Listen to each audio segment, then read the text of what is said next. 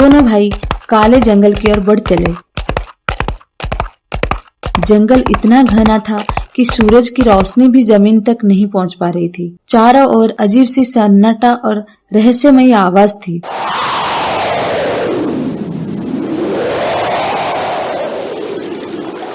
रास्ते में उन्हें एक पुराना मंदिर दिखाई दिया, जिसके बाहर एक साधु ध्यानमग्न बैठा था। बाबा, हम उस राक्षस को ढूंढने आए हैं। पुत्रो, तुम दोनों साहसी हो। इसका नाम काल भैरव है। इसे केवल एक विशेष हथियारों से ही हराया जा सकता है, जो इस मंदिर के गर्भगृह में छुपा हुआ है। रणबीर ने उत्सुकता से पूछा, वो हथियार कौन सा है बाबा? साधु ने गहरी सांस ली और बोला, वो त्रिशूलास्त्र है। ये त्रिशूल भगवान शिव का आशीर्वाद लिए हुए है, लेकिन इस प्राप्त करना आसान नहीं है। मंदिर के गर्भगृह में 3 पहेलियां हैं, जिन्हें तुम्हें हल करना होगा। अगर तुम असफल रहे तो तुम्हें अपनी जान गंवानी पड़ सकती है। रुद्र ने दृढ़ता से कहा, बाबा, हम किसी भी चुनौती को सामना करने को तैयार है। हमें बताइए कि हमें क्या करना है। साधु ने दोनों भाइयों को मंदिर के गर्भगृह तक ले जाया।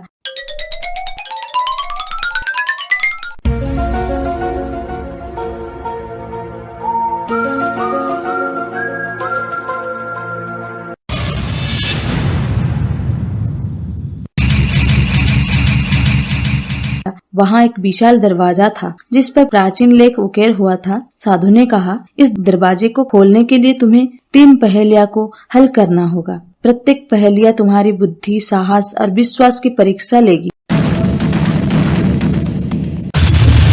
दरवाजा पर पहली पहेली लिखी थी, मैं वो हूँ जो हमेशा चलता हूँ लेकिन कभी कहीं नहीं पहुँचता। मैं सभी के पास हूँ लेकिन मुझे कोई पकड़ नहीं सकता। मैं क्या हूँ? रुद्र ने कुछ देर सोचा और बोला, ये समय है। समय हमेशा चलता रहता है लेकिन वो कहीं नहीं पहुंचता। वो सभी के पास है लेकिन उसे कोई पकड़ नहीं सकता। जैसे ही रुद्र ने ये जवाब दिया, दरवाजे पर एक चमकदार रोशनी प्रकट हुई और पहला ताला खुल गया।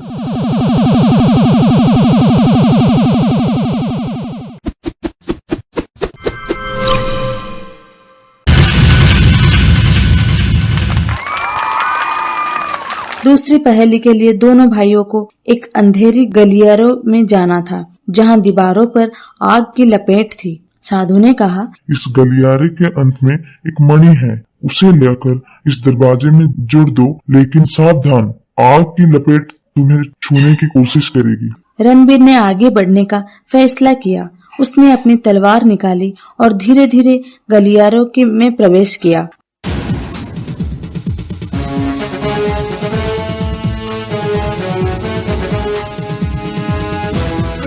आग की लपेट में उसकी और बढ़ी, लेकिन रणबीर ने अपनी ढाल का उपयोग करके उन्हें रोका। आखिरकार वो गलियारे को अंत तक पहुंचा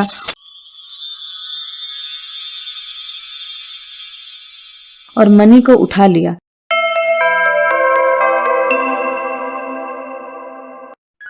जैसे ही उसने मणि को दरवाजे में जड़ा, दूसरा ताला खुल गया।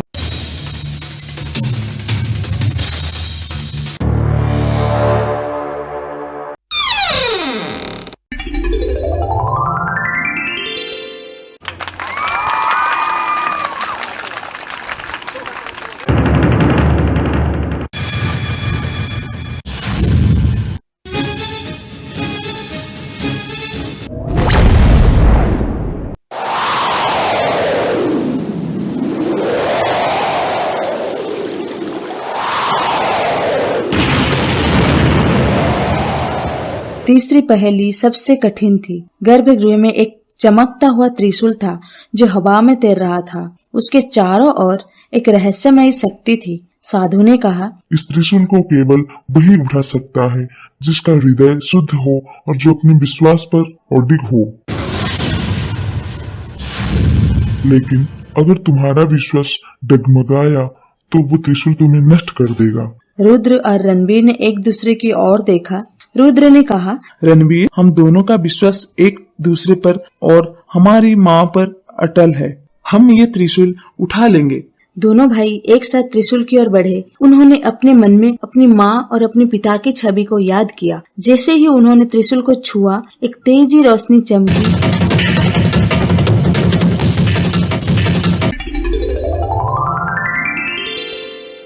और त्रिशूल उनके हाथों में आ गया। साधु ने मुस्कुराते हुए कहा, तुम दोनों ने तीनों परीक्षाएं पास कर ली। अब ये त्रिशूल तुम्हारा है। जाओ और काल भैरव का अंत करो।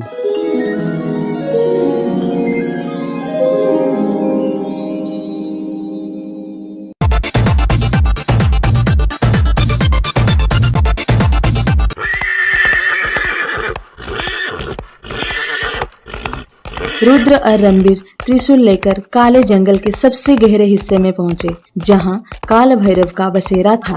वहां एक विशाल गुफा थी, जिसके बाहर हड्डियों का ढेर लगा हुआ था।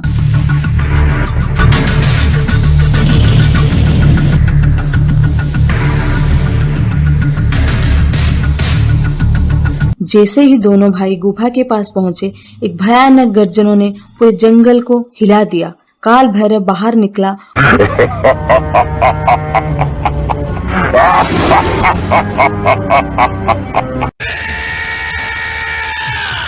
उसका शरीर पत्थर की तरह कठोर था और उसकी आंखें आग की तरह लाल थी। उसने गर्जन करते हुए कहा, कौन है जो मेरे सामने आने की हिम्मत करता है?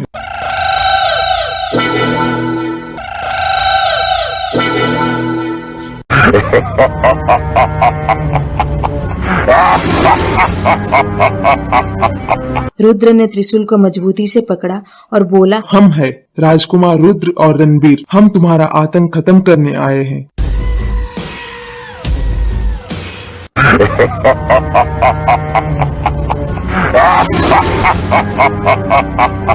काल भैरव हंसा और बोला, कई वीरों ने मुझे युद्ध करने की कोशिश की, लेकिन कोई भी जीवित नहीं बचा।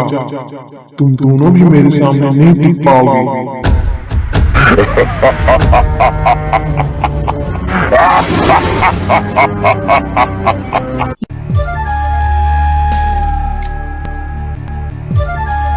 युद्ध शुरू हो गया।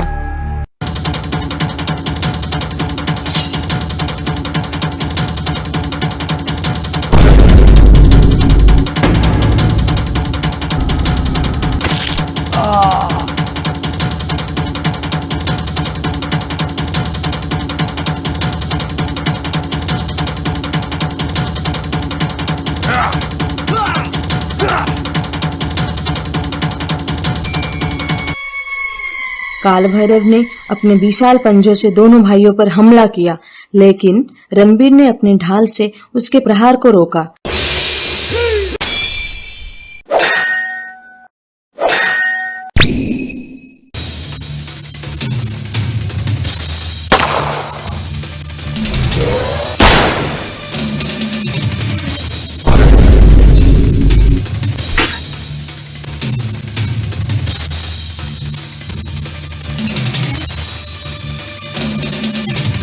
रुद्र ने भी त्रिशूल को हवा में लहराया और काल भैरव पर वार किया। त्रिशूल की शक्ति इतनी प्रबल थी कि काल भैरव का कठोर शरीर भी उसका सामना नहीं कर सका। आखिरकार एक जोरदार वार के साथ रुद्र ने त्रिशूल को काल भैरव के सीने में उतार दिया।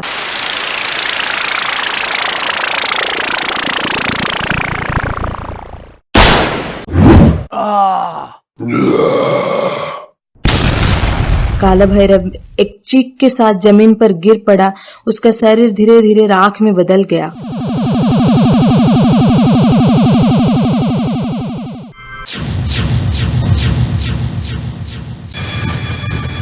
जंगल में सन्नाटा छा गया और पक्षियों का चहचहाट फिर से सुनाई देने लगी।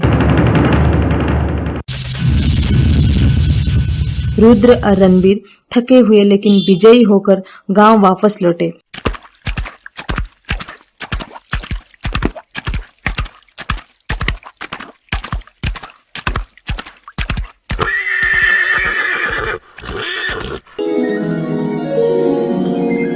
गांव वालों ने उनका भव्य स्वागत किया।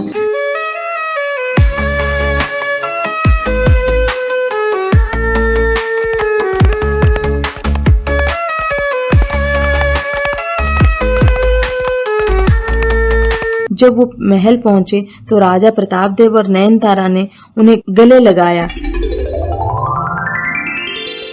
लेकिन कहानी यहीं खत्म नहीं हुई थी। रणबीर ने अपने पिता से कहा, पिताजी, हम उस नीले पक्षी की बात याद है। उसने कहा था कि हमारी माँ को काल कोठरी में बंद करने के पीछे एक बड़ी साजिश थी। हमें उस बुढ़िया को ढूंढना होगा जो इस साजिश की जड़ थी।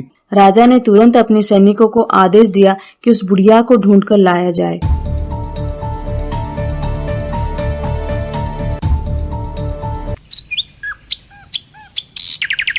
कई दिनों की खोज के बाद सैनिकों ने उसको एक दूर के गांव में पकड़ लिया।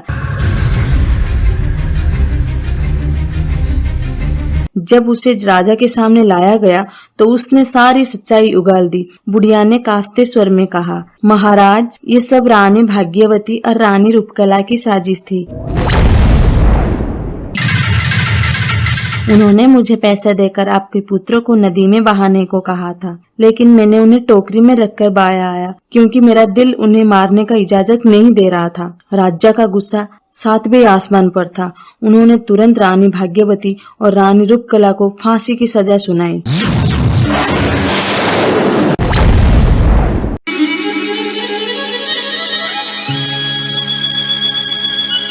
नयनतारा ने अपने पति से कहा, महाराज, अब हमें अतीत को भूलकर भविष्य की ओर देखना चाहिए।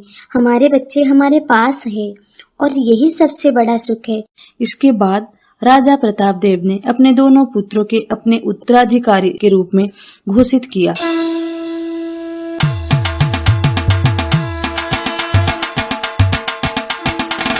रुद्र और रणबीर ने मिलकर राज्य की रक्षा और समृद्धि के लिए काम किया।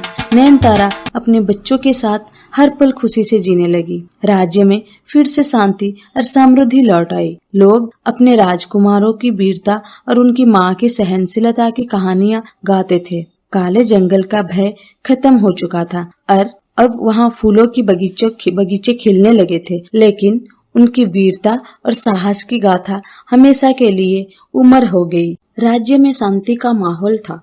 काले जंगल का भय खत्म हो चुका था और वहाँ अब हरियाली और फूलों की बगीचा लहला रहे थे। रुद्र और रणबीर जुड़वा राजकुमार अब अपने पिता राजा प्रतापदेव के साथ मिलकर राज्य का शासन संभाल रहे थे। उनकी माँ नयनतारा अपने दोनों बेटों की वीरता और समझदारी पर गर्व महसूस करती थी। लोग उनके साहस और निष्ठा की कहानियां गाते थे और राज्य में खुशहाली छाई हुई थी। लेकिन जैसा कि हमेशा होता है, जहाँ सूरज की रोशनी होता है वहाँ छाया भी पीछे पीछे आती है। एक ठंडी सुबह जब कोहरा महल की दीवारों को छू रहा था, राजा प्रतापदेव अपनी सभा में बैठे थे। रुद्र और रणबीर उनके दाहिने और बाएं ओर खड़े थे अपनी माँ के साथ। तभी एक दूत तेजी से राज्यसभा में दाखिल हुआ। उसका चेहरा पीला पड़ चुका था और उसकी आवाज में भय छलक रहा था। उसने हाँफते हुए कहा, महाराज, हमारे उत्तरी सीमा पर एक नया खतरा मंडरा रहा है।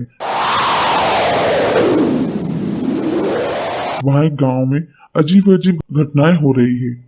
लोग रात में गायब हो रहे हैं। उनके घरों पर काले निशान बन रहे हैं, जैसे कोई छाया उन पर हमला कर रही हो। कोई नहीं जानता कि वो क्या है, लेकिन लोग डरे हुए हैं।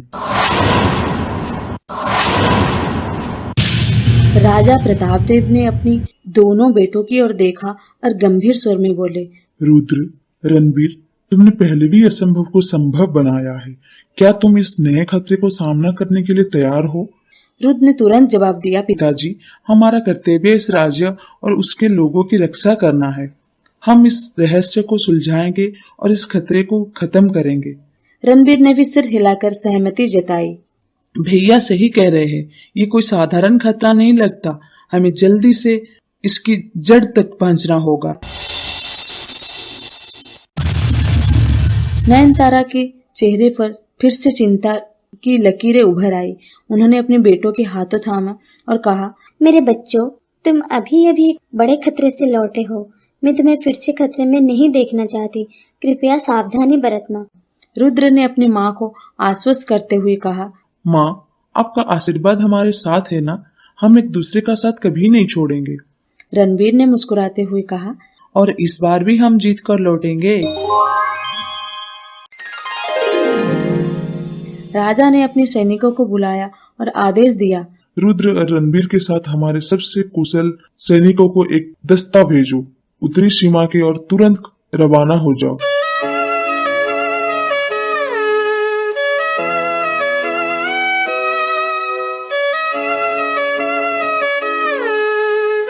दोनों भाइयों ने अपने घोड़ों को तैयार किया। अपने हथियार तलवार, ढाल, धनुष बाण, त्रिशूल शास्त्रास्त्र जो उनके काल भैरव को हराने के लिए प्राप्त किया था साथ लिया।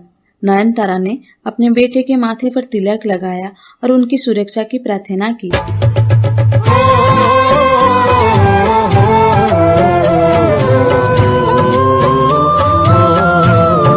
जैसे ही सूरज की किरण को कोहरे की चीर रही थी, रुद्र और रणबीर अपने सैनिकों के साथ उत्तरी सीमा की ओर निकल पड़े।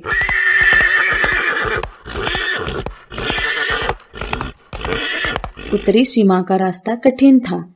घने जंगल, उबड़-खाबड़ पहाड़ और ठंडी हवाएं रास्ते को और मुश्किल बना रही थी। रास्ते में रणबीर ने रुद्र से कहा, भैया, ये खतरा मुझे काल भैरव से भी ज्यादा रहस्यमय लगता है। लोग गायब हो रहे हैं और कोई निशान नहीं छोड़ रहा। क्या ये कोई जादू टोना हो सकता है? रुद्र ने गहरी सांस ली और बोला, रणबीर, तुम्हारा संदेह सही हो सकता है। हमारी माँ को कालकोठरी में बंद करने की साजिश के पीछे भी जादू टोना था।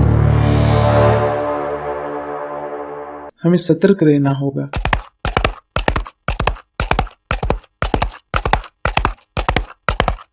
कई दिनों की यात्रा के बाद उस गांव में पहुंचे जहां सबसे ज्यादा घटनाएं हो रही थी।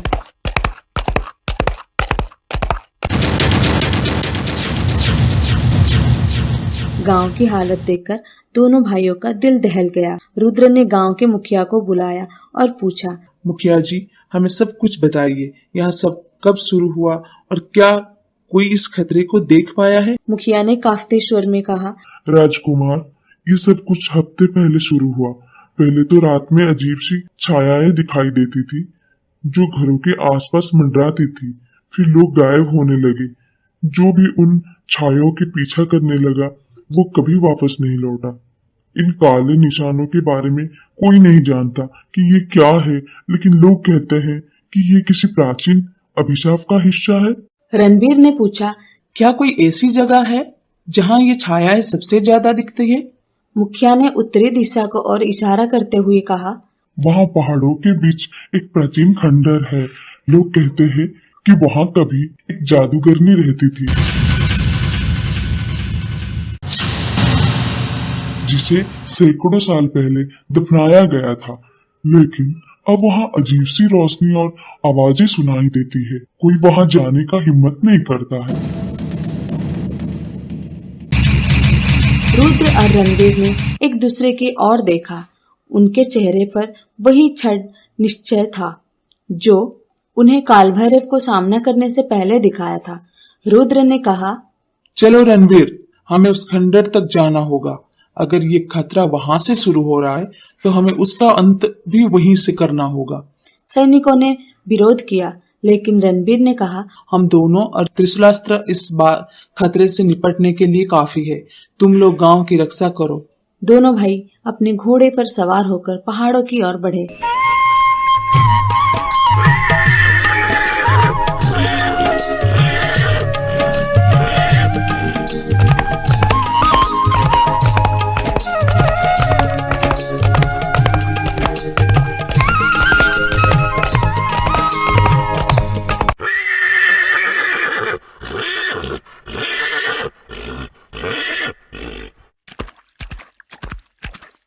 रास्ता संकरा और खतरनाक था। ठंडी हवाएं उनके चेहरे को चीर रही थी।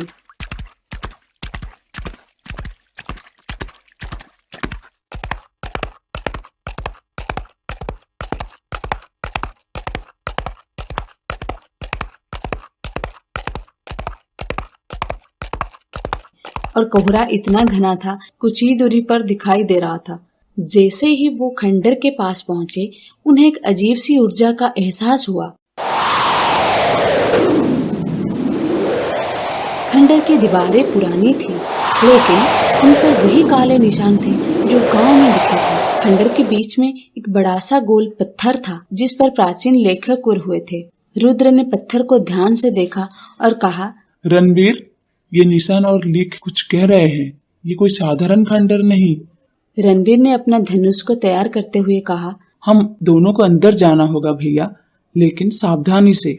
जैसे ही वो डहर के अंदर कदम रखने वाले थे तभी एक ठंडी हवा का झोंका आया।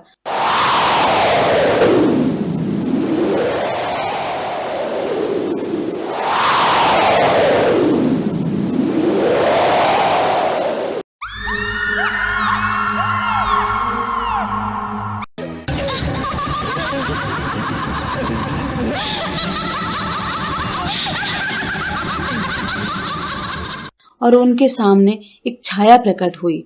वो छाया किसी इंसान की नहीं थी।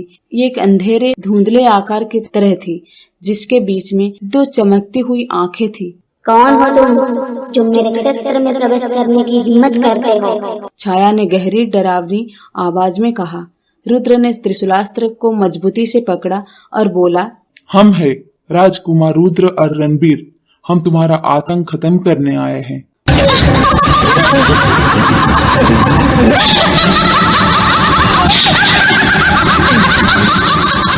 छाया हंसी और उसकी हंसी पर पूरा खंडर भी गूंज उठी। मूर्ख बच्चों, तुम्हें लगता है कि तुम मुझे हरा सकते हो? मैं अमर हूँ, मैं छाया हूँ जो इस खंडर में सैकड़ों साल से रह रही है। तुम्हारी तलवार और त्रिशूल मेरे सामने बेकार है। रणवीर ने अपने धनुष पर तीर चढ़ाया और बोला, हम देखेंगे कि तुम कितनी अमर हो। उसने तीर छोड़ा।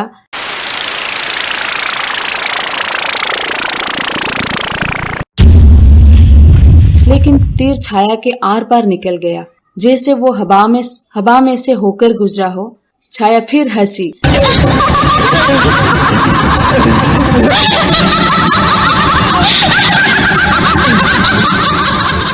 और बोली, तुम्हारी हिम्मत की दाद देनी होगी, लेकिन इस खंडर में मेरा राज है। अगर तुम मुझे हराना चाहते हो तो मेरे 3 चुनौतियों का सामना करो। अगर तुम असफल हुए तो तुम्हारी आत्माएं हमेशा के लिए मेरी गुलाम बन जाएगी। रुद्र और रणवीर ने एक दूसरे की ओर देखा। उनके मन में डर था, लेकिन उनका विश्वास और एक दूसरे पर भरोसा डगमगाया नहीं। रुद्र ने कहा, हम तुम्हारी चुनौतियों को स्वीकार करते हैं। बोलो हमें क्या करना है। छाया ने अपनी पहली चुनौती बताई। इस खंडर के नीचे एक गुप्त कक्ष है। वहाँ एक प्राचीन दर्पण रखा है जो मेरी शक्ति को स्रोत है। तुम्हें वो दर्पण ढूंढना होगा और उससे मेरे सामने लाना होगा। लेकिन सावधान, वो कक्ष पहेलियों और जालों से भरा है।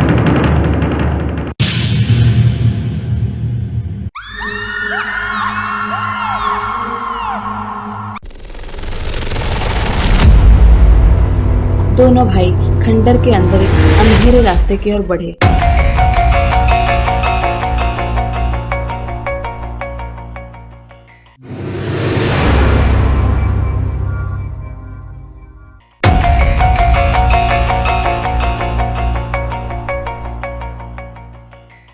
रास्ते में उन्हें एक बड़ा सा पत्थर का दरवाजा मिला जिस पर एक पहेली लिखी थी। मैं वो हूँ जो तुम्हारे साथ हमेशा रहता हूँ, लेकिन तुम मुझे देख नहीं सकते। मैं तुम्हारी ताकत हूँ, लेकिन मैं तुम्हारा बोझ भी हूँ। मैं क्या हूँ? रुद्र ने कुछ देर सोचा और बोला, ये हमारा मन है। हमारा मन हमेशा हमारे साथ रहता है, लेकिन हम उसे देख नहीं सकते। ये हमारी ताकत देता है, लेकिन अगर हम इस नियंत्रित ना करें तो ये हमारा बोझ भी बन जाता है। जैसे ही रुद्र ने जवाब दिया, दरवाजा धीरे धीरे से खुल गया।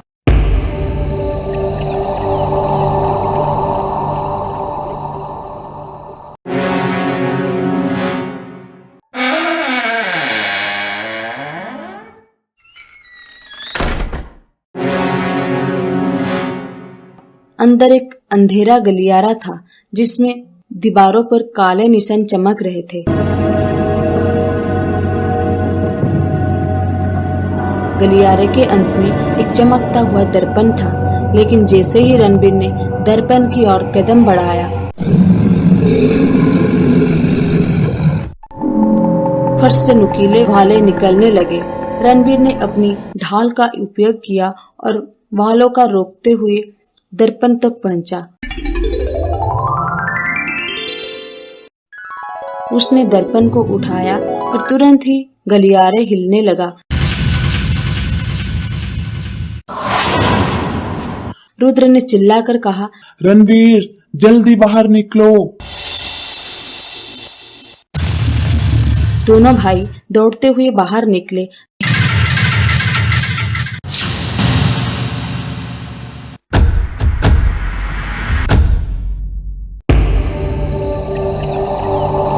और दर्पण को छाया के सामने रख दिया। छाया ने गुस्से में चीखते हुए कहा, तुमने पहली चुनौती पर पूरी कर ली, लेकिन अभी 2 और बाकी है। दूसरी चुनौती के लिए छाया ने कहा, इस खंडर के बाहर एक प्राचीन वृक्ष है, उसकी जड़ों में एक रत्न छिपा है जो मेरे शक्ति को कमजोर कर सकता है, उसे लाओ।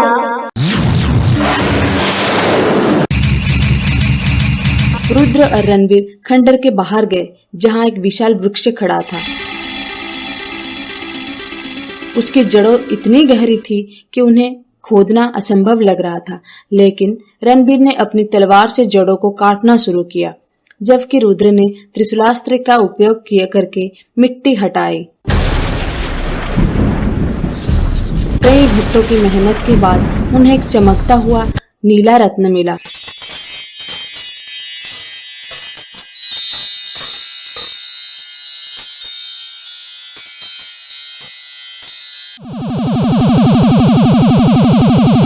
जैसे ही उन्होंने रत्न को छाया के सामने रखा, वो और कमजोर दिखने लगी। उसने गुस्से में कहा, तुमने दूसरी चुनौती भी पूरी कर ली, लेकिन तीसरी चुनौती सबसे कठिन है। तुम्हें मेरे अंदर की आत्मा को मुक्त करना होगा। इसके लिए तुम्हें त्रिशूलास्त्र का उपयोग करना होगा, लेकिन केवल वही इसे कर सकता है जिसका हृदय पूरी तरह शुद्ध हो। रुद्र और रणबीर ने एक दूसरे के ओर देखा।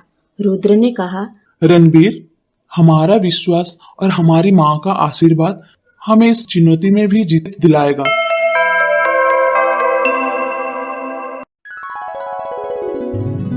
दोनों भाई त्रिशूलास्त्र को एक साथ पकड़कर छाया की ओर बढ़े। छाया ने अपनी पूरी शक्ति से उन पर हमला किया।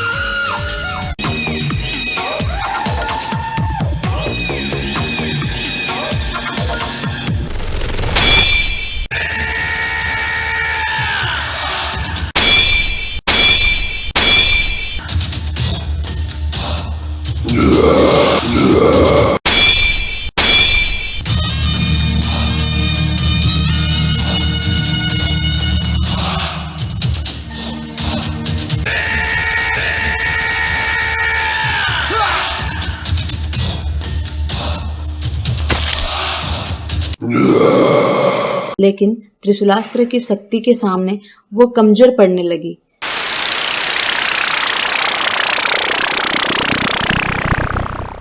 रुद्र ने त्रिशूल को छाया के केंद्र में प्रहार किया और एक तेज रोशनी चमकी। छाया एक चीख के साथ गायब हो गई।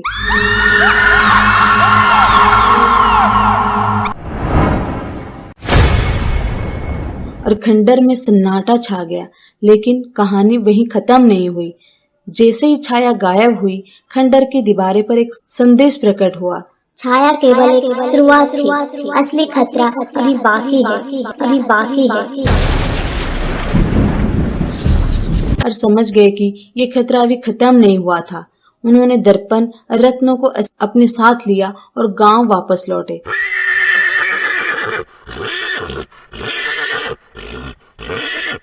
गांव वालों ने उनका भव्य स्वागत किया, लेकिन रुद्र और रणबीर जानते थे कि उनका असली लड़ाई अभी भी बाकी है।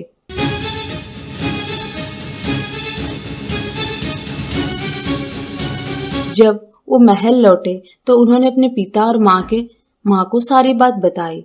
राजा प्रतापदेव ने गंभीर स्वर में कहा, ये संदेश किसी बड़े षड्यंत्र को इशारा करता है, हमें और सतर्क रहना होगा। कई दिनों की जांच के बाद राजा के जासूसों ने खबर दी कि उत्तरी सीमा के पास एक गुप्त संगठन सक्रिय था जो जादू टोने और प्राचीन शक्तियों का उपयोग करके राज्यों को कमजोर करने की कोशिश कर रहा था। इस संगठन को नेतृत्व एक रहस्यमय व्यक्ति कर रहा था जिसे काला जादूगर कहा जाता था। रुद्र और रणबीर ने फैसला किया कि वो इस काले जादूगर को ढूंढ निकालेंगे और उसकी साजिश को खत्म करेंगे। उनकी यात्रा उन्हें एक और खतरनाक रास्ते पर ले गई, जहां उन्हें नई नई चुनौतियों, जादुओं, प्राणियों और प्राचीन रहस्यों को सामना करना पड़ा। लेकिन ये और एक कहानी है जो अगले भाग में पूरी होगी।